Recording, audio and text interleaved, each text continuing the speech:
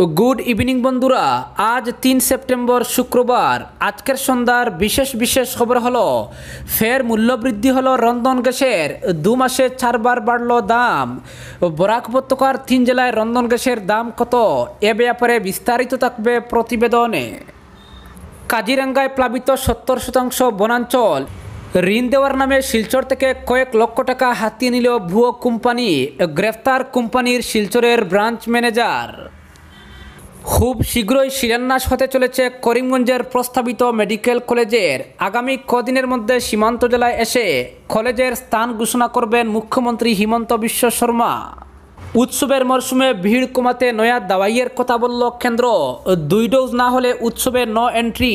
বাড়িতেই পুজো দীপাবলি উদযাপনের জন্য মানুষের প্রতি আহ্বান কেন্দ্রের। বিস্তারিত থাকবে প্রতিবেদনে। 3 দিনের মধ্যে টিকা নিতে হবে, কর্মীদের নিদান স্বাস্থ্যমন্ত্রীর। প্রয়োজনে ঘরে ঘরে ভ্যাকসিন। খবরে লাগছে সাম্প্রদায়িকতার রং, ভৎসনা শীর্ষ আদালতের। গুয়াহাটিতে ট্রাকের পেট্রোল ট্যাঙ্ক থেকে উদ্ধার 20 কোটির হেরোইন, আটক চালক খালাসি। এবং সর্বশেষ খবরটি হলো নির্মাণ সংস্থার উদাসীনতায় আসাম ত্রিপুরা জাতীয় সড়কের বেহাল অবস্থায় দুর্ভোগ চরমে। দর্শক, এতক্ষণ শুনছিলেন সংবাদ শিরোনাম, এখন শুনুন সংবাদের বিস্তারিত। আবারও বাড়ল রান্নার গ্যাসের দাম। বুধবার থেকে ভর্তুকি টাকা এবং না থাকা প্রতিটি রান্নার গ্যাস সিলিন্ডারের দাম 25 টাকা করে বেড়েছে। অন্যদিকে বাণিজ্যিক সিলিন্ডারের দাম এদিন থেকে 75 টাকা বেড়েছে বলে জানা গেছে। উল্লেখ্য, গত 2 মাসের মধ্যে রান্নার গ্যাসের দাম 4 বার করে বাড়ল। তেল কোম্পানিগুলি ভর্তুকি টাকা এবং না থাকা সিলিন্ডারের দাম গত 2 জুলাই তারিখে 25 টাকা বাড়ানোর পর 1 আগস্ট আবার ভর্তুকি না থাকা সিলিন্ডারের দাম 25 টাকা বাড়ায়। এরপর 18 আগস্ট আবার 25 টাকা বাড়ানো হয়। এ নিয়ে চলতি বছরে সিলিন্ডারের দাম মোট 190 টাকা বাড়ল। লক্ষণীয় যে সিলিন্ডারের দাম অস্বাভাবিক হারে বাড়তে থাকায় সবচেয়ে বেশি ক্ষতিগ্রস্ত হচ্ছে আসামের মতো রাজ্যগুলি। তথ্য অনুযায়ী রাজ্যের মধ্যে রান্নার গ্যাসের দাম সবচেয়ে বেশি ডিমা হাসাও জেলায়। জেলাটিতে বর্তমানে সিলিন্ডারের দাম বেড়ে দাঁড়িয়েছে 1043 টাকা। একইভাবে হাইলাকান্দিতে সিলিন্ডারের দাম 1028 টাকা, কাছাড়ে 1019 টাকা 5 পয়সা, করিমগঞ্জে 1019 টাকা। বুধবার নতুন করে গ্যাস সিলিন্ডারের দাম আরও 25 টাকা বাড়ার ফলে ধেমাজি, হুজাই, পশ্চিম কার্বি আংলং সহ আরও কয়েকটি জেলায়ও সিলিন্ডারের দাম হাজারের গড় অতিক্রম করবে বলে আশঙ্কা করা হচ্ছে। এদিকে কেন্দ্রীয় সরকার প্রধানমন্ত্রী উজ্জ্বলা যোজনার অধীনে দেশের দরিদ্র সীমার নিচে বসবাসকারী মানুষদের বিনামূল্যে রান্নার গ্যাসের সংযোগ দিচ্ছে। কিন্তু এই প্রকল্পের অধীনে বিনামূল্যে গ্যাস সংযোগ পেয়েও অত্যাধিক দামের জন্য গ্যাস সিলিন্ডার কিনতে পারছেন না বহু মানুষ। বিনামূল্যে সংযোগ দিয়েই দায়িত্ব সারা কেন্দ্র এক্ষেত্রে কোনো ব্যবস্থা নেয়নি।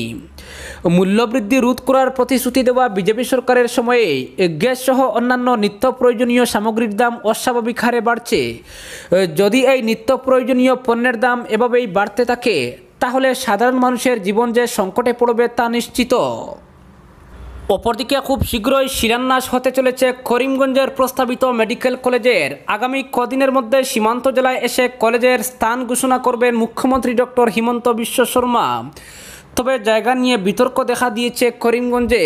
গাইডলাইন মেনে সিভিল হাসপাতালের 10 কিলোমিটারের মধ্যে মেডিকেল কলেজ হওয়ার কথা থাকলেও এ নিয়ে ধোঁয়াশার সৃষ্টি হয়েছে। সিভিল হাসপাতাল থেকে প্রায় 50 কিলোমিটার দূর রাতাবাড়ি বা পাথারকান্দিতে কলেজটি হওয়ার সম্ভাবনা রয়েছে। এ নিয়ে এক্সক্লুসিভ প্রতিবেদন প্রকাশিত হয়েছে। এদিকে বৃহস্পতিবার মেডিকেল কলেজ নিয়ে প্রেস বার্তা জারি করেছেন বিজেপির জেলা সভাপতি সুব্রত ভট্টাচার্য। এতে কলেজটি করিমগঞ্জ জেলার মধ্যেই হবে বলে উল্লেখ করেছেন তিনি। অন্যদিকে রাতাবাড়ি বা পাথারকান্দি বিধানসভা কেন্দ্রে মেডিকেল কলেজ হওয়ার সম্ভাবনার ইঙ্গিত পাওয়া গেছে বিধায়ক কৃষ্ণেন্দু পালের কাছ থেকে। দীর্ঘ দড়ি টানাটানির পর মেডিকেল কলেজের শিলান্যাস হতে চলেছে করিমগঞ্জে। তবে কলেজের স্থান নিয়ে বিতর্ক দেখা দিয়েছে। হেলথ অ্যান্ড ফ্যামিলি ওয়েলফেয়ারের principal secretary Anurag Goel civil হাসপাতালের 10 কিলোমিটারের মধ্যে কলেজ হওয়ার নির্দেশ জারি করেছেন। এই নিয়ম মানলে কলেজটি শহর নিকটবর্তী কোনো এলাকায় হওয়ারই কথা। ফলে হাওদরবিল, ভাটগ্রাম, সুপ্রাকান্দি সহ আরও কিছু এলাকার তালিকা তৈরি করা হয় হিমন্তর তৈরি করে দেওয়া টিমের তরফে।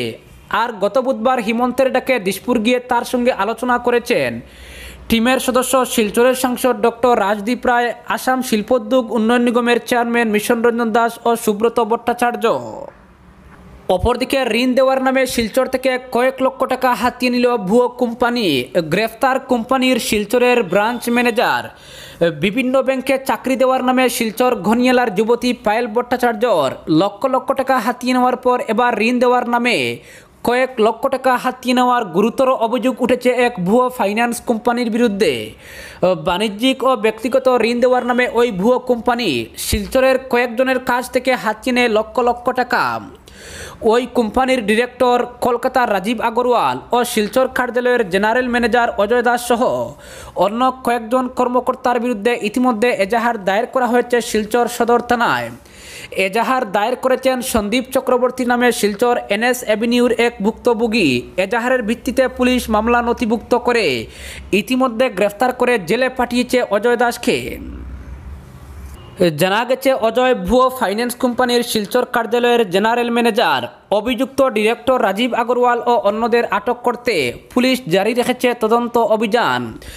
সন্দীপ চক্রবর্তীর অভিযোগ অনুযায়ী সিগমা কর্পোরেশন ফাইন্যান্স নামে এক কোম্পানি ঋণ দেওয়ার নামে তার কাছ থেকে আদায় করে 5,54,000 টাকা। শিলচরের নরসিংটুলায় কার্যালয় স্থাপন করেছিল ওই কোম্পানি। ব্যক্তিগত ও বাণিজ্যিক ঋণ দেওয়ার নামে সিগমা কর্পোরেশন ফাইন্যান্সের লোকেরা বিভিন্ন লোকের কাছ থেকে এভাবে প্রতারণা করে হাতিয়ে নেয় কয়েক লক্ষ টাকা। ফাইন্যান্সের কর্মকর্তারা বলেছিলেন, ব্যক্তিগত ও বাণিজ্যিক ক্ষেত্রে 1 লক্ষ থেকে 1 কোটি টাকা পর্যন্ত ঋণ দেওয়ার ব্যবস্থা রয়েছে। ঋণ নেওয়ার আগে প্রসেসিং ফি হিসেবে ঋণের 10% অগ্রিম দিতে হবে। তাছাড়া ঋণের 3টি ইনস্টলমেন্টের অর্থ ঋণ পাওয়ার আগে দিতে হবে, সঙ্গে ইন্স্যুরেন্সের টাকাও দিতে হবে। এভাবে তারা কারো কাছ থেকে 10 লক্ষ আবার কারো কাছ থেকে 15 লক্ষ টাকা আদায় করে চক্রবর্তীবাবুর কাছ থেকে ঋণ দেওয়ার নামে সিগমা কর্পোরেশন ফাইন্যান্সের কর্মকর্তারা আদায় করে 5,54,000 টাকা। গত আগস্ট মাস থেকে ফাইন্যান্সের কর্মকর্তারা এভাবে অনেক লোকের কাছ থেকে আদায় করে নেয় কয়েক লক্ষ টাকা। ভুক্তভোগী চক্রবর্তীবাবুও আগস্ট মাসে 5,54,000 টাকা দেন বলে জানান। টাকা নেওয়ার পর কদিনের মধ্যে ঋণ দেওয়ার কথা ছিল, যদিও ফাইন্যান্সের কর্মকর্তারা ঋণ দেননি। এই বিষয়ে জিজ্ঞেস করা হলে তারা বিষয়টি এড়িয়ে যান বলে অভিযোগ চক্রবর্তীর। এক সময় দেখা যায় নরসিংটুলায় থাকা তাদের কার্যালয়টিও উধাও হয়ে যায়। কার্যালয় উধাও হওয়ার পর তিনি বুঝতে পারেন প্রতারক চক্রের খপ্পরে পড়েছেন। এরপর তিনি গত 27 আগস্ট সদর থানায় দায়ের করেন এজাহার। চক্রবর্তীবাবুর দাবি, তার মতো অনেক লোকের কাছ থেকে এভাবে লোন দেওয়ার নামে কয়েক লক্ষ টাকা হাতিয়ে নেয় সিগমা কর্পোরেশন ফাইন্যান্সের কর্মকর্তারা। এদিকে মামলা নথিভুক্ত করার পর পুলিশ তদন্ত চালিয়ে বুধবার শিলচর থেকে আটক করে ওই কোম্পানির শিলচরের জেনারেল ম্যানেজার অজয় দাসকে জিজ্ঞাসাবাদ করার পর অভিযোগের সপক্ষে প্রমাণ পাওয়ায় তাকে গ্রেফতার করা হয়। বৃহস্পতিবার অজয় দাসকে আদালতে পেশ করা হলে আদালত পাঠিয়ে দেয় বিচার বিভাগীয় হেফাজতে। শিলচর সদর থানার পুলিশের এক সূত্র জানান, অজয় দাসকে জেল হাজতে পাঠানোর পর বর্তমানে রাজীব আগরওয়াল সহ অন্য অভিযুক্তদের খোঁজ চলছে। অপরদিকে খবরে লাগছে সাম্প্রদায়িকতার রং। বৎসনা শীর্ষ আদালতের সংবাদ মাধ্যমের একাংশ যেভাবে সংবাদ পরিবেশন করছে তাতে সাম্প্রদায়িকতার ছোঁয়া রয়েছে। গত বছরের মার্চে দেশে করোনার দাপট শুরু হওয়ার সময় তাবলিগি জামাত সংগঠনের জমায়েতকে দায়ী করা নিয়ে একটি পিটিশন জমা পড়েছিল শীর্ষ আদালতে। বৃহস্পতিবার একটি মামলার শুনানিতেই এমনই মন্তব্য করল সুপ্রিম কোর্ট। এদিন দেশের প্রধান বিচারপতি এন.ভি. রামানা বলেন, সমস্যাটা হলো এদেশের সব কিছুকেই সাম্প্রদায়িকতার দৃষ্টিভঙ্গিতে দেখতে চায় সংবাদ মাধ্যমের একাংশ, এটাই সমস্যা। এর ফলে দেশের নামই খারাপ হবে। গত বছরের মার্চে রাজধানীর মার্কাজ নিজামুদ্দিনের তাবলিগ জামাতের জমায়েত হয়েছিল। সুপ্রিম কোর্টে জমা পড়া পিটিশনে দাবি করা হয়েছে, কোভিডকে সাম্প্রদায়িক রং দিচ্ছে বহু সংবাদ মাধ্যম। এদিনের শুনানিতে ওয়েব পোর্টালগুলিকেও ভর্ৎসনা করেন প্রধান বিচারপতি। তার কথায়, ওয়েব পোর্টালগুলি কেবল প্রভাবশালী কণ্ঠস্বরের কথাই শুনে দায়িত্বজ্ঞানহীনের মতো প্রতিষ্ঠান ও বিচারপতিদের বিরুদ্ধে যা খুশি লেখে। ওরা কেবলই প্রভাবশালীদের বিষয়ে উদ্বেগ দেখায়। বিচারপতি প্রতিষ্ঠান ও সাধারণ মানুষদের নিয়ে কোনো মাথা ব্যথা নেই, আমাদের অভিজ্ঞতাই তাই বলে। অপরদিকে 2 ডোজ না হলে উৎসবে নো এন্ট্রি। বাড়িতেই পুজো দীপাবলি উদযাপনের জন্য মানুষের প্রতি আহ্বান কেন্দ্রের। উৎসবের মরশুমে ভিড় এড়াতে নয়া দাওয়াইয়ের কথা বলল কেন্দ্র। সামনেই দেশে দুর্গাপুজো থেকে শুরু করে দীপাবলি সহ নানা উৎসব। মানুষ ভিড় করবেনই এসব উৎসবে, আর এতে করে দেশে করোনার গ্রাফ লাফিয়ে বাড়তে পারে। তাই এসব উৎসবে সামিল হতে ভ্যাকসিনের 2টো ডোজ থাকাটা বাধ্যতামূলক করার কথা ভাবছে সরকার। বৃহস্পতিবার স্বাস্থ্য মন্ত্রকের তরফে বাড়িতেই উৎসব উদযাপন করার জন্য মানুষের প্রতি আহ্বান জানানো হয়েছে। সেই সঙ্গে কোভিড বিধি মেনে চলা ও টিকা নেওয়ার উপরেও জোর দেওয়া হয়েছে। স্বাস্থ্য মন্ত্রক জোর দিয়েছে টিকাকরণের উপরেই। যার যখন পালা আসছে সেই হিসেবেই করোনার 2য় ডোজ নেওয়ার কথা বলা হয়েছে মন্ত্রকের তরফে। সেই সঙ্গে যে কোনো জমায়েতের বিষয়ে সাবধান করা হয়েছে। সম্পূর্ণ টিকাকরণ ছাড়া জমায়েতে যাওয়ায় নিষেধাজ্ঞা জারি করার উপরেও জোর দেওয়া হয়েছে।